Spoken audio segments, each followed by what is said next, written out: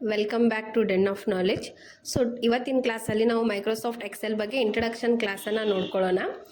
So first Microsoft Excel ಏನು ಅಂತಂದರೆ, ಒಂದು ನಂಬರ್ ಅಥವಾ ಒಂದು ಡೇಟಾನ ನಾವು ವಿತ್ ಅ ಫಾರ್ಮುಲಾ ಅಥವಾ ಒಂದು ಫಂಕ್ಷನ್ಸ್ ಮುಖಾಂತರ ಕರೆಕ್ಟಾಗಿ ಆರ್ಗನೈಸ್ ಮಾಡ್ಕೊಳ್ಳಿಕ್ಕೆ ನಾವು ಎಕ್ಸೆಲನ್ನು ಯೂಸ್ ಮಾಡ್ಕೋತೀವಿ.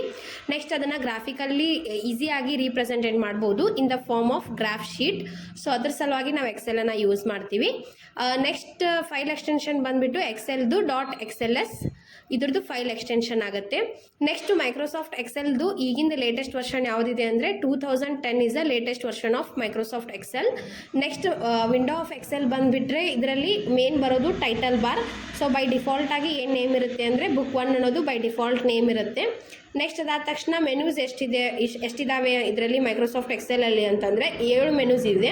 ಸೊ ಯಾವ್ಯಾವು ಅಂತಂದರೆ home menu, insert menu, page layout menu, formulas menu, data menu, review and view. So ಎಷ್ಟು ಮೆನ್ಯೂಸ್ ಇದೆ ಅಂದರೆ 7 ಮೆನ್ಯೂಸ್ ಇದೆ. ನೆಕ್ಸ್ಟ್ ಅದಾದ ತಕ್ಷಣ ಸ್ಟ್ಯಾಂಡರ್ಡ್ ಬಾರ್.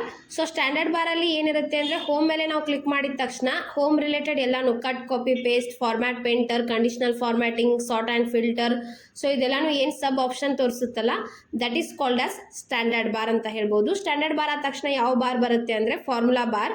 ಸೊ ಇದು ಬೈ ಡಿಫಾಲ್ಟ್ ಆಗಿ ಅಂದರೆ ರೀಪ್ರೆಸೆಂಟೆಡ್ ಮಾಡೋದು ನಾವು FX ಅಂತ ಹೇಳಿ ರೀಪ್ರೆಸೆಂಟ್ ಮಾಡ್ತೀವಿ.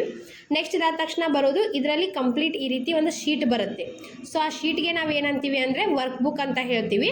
ಸೊ ವರ್ಕ್ ಬುಕ್ಕಲ್ಲಿ ಇದು ಬಂದಾಗ ನಿಮ್ದು ಇಲ್ಲಿ ನೆಕ್ಸ್ಟ್ ಗ್ರಾಫ್ ಹಾಕಿದ್ದೀನಿ ನೋಡಿ, ಅಂದರೆ ಒಂದು ಬ್ಲಾಕ್ ಟೈಪ್. ಸೊ ಇದಕ್ಕೆ ನಾವು ಒಂದು ವರ್ಕ್ ಬುಕ್ ಅಂತೀವಿ. ಸೊ ವರ್ಕ್ ಬುಕ್ ಅಂತಂದರೆ ಕಲೆಕ್ಷನ್ಸ್ ಆಫ್ ಸ್ಪ್ರೆಡ್ ಶೀಟ್ ಅಂತ ಹೇಳ್ತೀವಿ. ಸೊ ಈಗ ಹೇಗೆ ನಾವು MS ವರ್ಡಲ್ಲಿ ಪೇಜಸ್ ವೈಸ್ ಕೆಲಸ ಮಾಡಿರ್ತೀವಲ್ಲ, ಇಲ್ಲಿ ನಾವು ಶೀಟ್ ವೈಸ್ ಕೆಲಸ ಮಾಡ್ತೀವಿ. ಸೊ ಶೀಟ್ ಅಂದ್ರೂ ಬರುತ್ತೆ ಅಥವಾ ಸ್ಪ್ರೆಡ್ ಶೀಟ್ ಅಂದ್ರೂ ಬರುತ್ತೆ, ಎರಡೂ ಅಂತಾರೆ ಎಲ್ಲರೂ. ಸೊ ಫಸ್ಟ್ ಇದು ಟೇಬಲ್ ಥರ ಇರುತ್ತೆ. ಸೊ ಇದು ಕಾಲಮ್, ನೆಕ್ಸ್ಟ್ ಇದು ರೋ. ಸೊ ಕಾಲಮ್ ಎಷ್ಟಿರುತ್ತೆ ಅಂದರೆ column always represented by ABCDE ಅಂತ, ಅಂದರೆ ಆಲ್ಫಾಬೆಟಿಕಲ್ ಆರ್ಡರ್ ಬರುತ್ತೆ. ರೋ ನ್ಯೂಮೆರಿಕಲ್ ವ್ಯಾಲ್ಯೂಸ್ ಬರುತ್ತೆ 1 2 3 4 5 ಅಂತ ಹೇಳಿ. Next combination of row and column that is called as cell. So ಈ ಸೆಲ್ ಇಂಪಾರ್ಟೆಂಟ್ ಯಾಕೆ ಅಂದರೆ ನಾವು ಫಾರ್ಮುಲಾಸ್ ಎಲ್ಲನೂ ರಿಟರ್ನ್ ಮಾಡೋದು ಸೆಲ್ಲಿಂದ. ಸೊ ಸೆಲ್ ಯಾವಾಗಲೂ ಓನ್ ಅಡ್ರೆಸ್ಸನ್ನು ಹೊಂದಿರುತ್ತೆ. ಸೊ ಈಚ್ ಸೆಲ್ ನಾವು ಯಾವುದೇ ತಗೊಳ್ಳಿ ಅದರಲ್ಲಿ ಓನ್ ಅಡ್ರೆಸ್ಸನ್ನು ಹೊಂದಿರುತ್ತೆ. ಯಾವ ರೀತಿ ಓನ್ ಅಡ್ರೆಸ್ಸನ್ನು ಹೊಂದಿರುತ್ತೆ ಅಂದರೆ ಫಸ್ಟ್ ಕಾಲಮ್ ಬರುತ್ತೆ, ನೆಕ್ಸ್ಟ್ ರೋ ಬರುತ್ತೆ. ಸೊ ಯಾವ ರೀತಿ ಅಂದರೆ first D, next 2. D2 is a cell address of this cell. So next ಇದರಲ್ಲಿ ಬರಬೇಕಾಗಿದ್ದು ಏನು ಅಂತಂದರೆ ಕಾಲಮ್ ಎಷ್ಟಿರುತ್ತೆ ಅಂದರೆ ಮ್ಯಾಕ್ಸಿಮಮ್ ಕಾಲಮ್ಸ್ ಎಷ್ಟು ಅವೈಲೇಬಲ್ ಇದೆ ಅಂದರೆ A to XFD. Maximum columns ಭಾಳಷ್ಟು ಎಕ್ಸಾಮ್ಸ್ ಎಲ್ಲ ಕೇಳಿರ್ತಾರೆ. ಸೊ ಕರೆಕ್ಟಾಗಿ ನೆನಪಿಟ್ಕೊಳ್ಳಿ. ಕಾಲಮ್ ಎಷ್ಟಿರುತ್ತೆ ಅಂದರೆ A to XFD. Next row ಎಷ್ಟಿರುತ್ತೆ ಅಂದರೆ 1 2 104 8 5 7 6. ಇದು ಹೈಯೆಸ್ಟ್ ರೋ, ಇದು ಹೈಯೆಸ್ಟ್ ಕಾಲಮ್.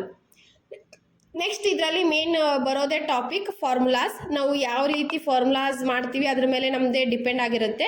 ಯಾವ ರೀತಿ ನೀವು ನಿಮ್ಮ ಲಾಜಿಕ್ ತಕ್ಕಾಗೆ ಯಾವ ರೀತಿ ನೀವು ಎಕ್ಸೆಲ್ ನಿಮ್ಗೆ ನಾಲೆಜ್ ಇರುತ್ತಲ್ಲ ಅದ್ರ ಪ್ರಕಾರ ನಾವು ಫಾರ್ಮುಲಾಸನ್ನು ಮಾಡಿರ್ತೀವಿ. ಯಾವುದೇ ಫಾರ್ಮುಲಾಸ್ ನೀವು ತೊಗೊಂಡ್ರು every formula starts with equal to symbol. So equal to ಹಾಕಿದ್ರಿ ಅಂದರೆ ಒಂದು ಫಾರ್ಮುಲಾನ ನೀವು ರಿಟರ್ನ್ ಮಾಡ್ತಾ ಇದ್ದೀರಾ ಅಂತ ಹೇಳಿ ಕಂಪ್ಯೂಟರ್ಗೆ ಗೊತ್ತಾಗುತ್ತೆ. ಹೋಪ್ಫುಲ್ ಈ ಇಂಟ್ರೊಡಕ್ಷನ್ ವಿಡಿಯೋ ನಿಮಗೆ ಅರ್ಥ ಆಗಿದೆ ಅನ್ಕೋತೀನಿ. ಇಷ್ಟ ಆದರೆ ಲೈಕ್, ಶೇರ್ ಆ್ಯಂಡ್ ಸಬ್ಸ್ಕ್ರೈಬ್ ಮಾಡಿ. ಇನ್ ಕೇಸ್ ಏನಾದರೂ ನಿಮಗೆ ಗೊತ್ತಾಗಲಿಲ್ಲ ಅಂತಂದರೆ ಕಮೆಂಟ್ ಸೆಕ್ಷನಲ್ಲಿ ಕಮೆಂಟ್ ಮಾಡಿ. ನನ್ನ ಕಡೆ ಆದಷ್ಟು ನಾನು ಸಾಲ್ವ್ ಮಾಡಲಿಕ್ಕೆ ಟ್ರೈ ಮಾಡ್ತೀನಿ. Thank you for watching this video.